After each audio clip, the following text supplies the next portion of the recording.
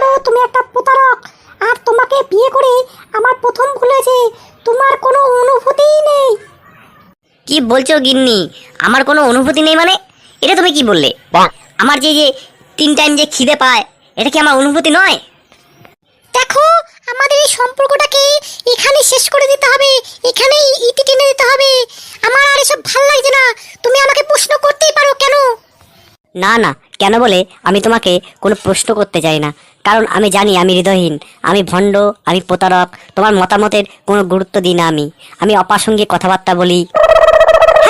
তুমি ঠিক কথা বলেছো, তুমি এইগুলোই করো, আর তুমি এই টাইপেরই লোক। কিন্তু শোনা, এগুলো তো সহজ প্রশ্ন হয়ে গেল। আমাকে তুমি আরো কঠিন প্রশ্ন দাও, আমি কঠিন প্রশ্নের উত্তর দেওয়ার জন্য প্রস্তুত হয়ে আছি। দেখলে তুমি কতটা ডাল টকানো লোক। তুমি আমার কঠিন প্রশ্ন উত্তর দেবে তো? শোনো,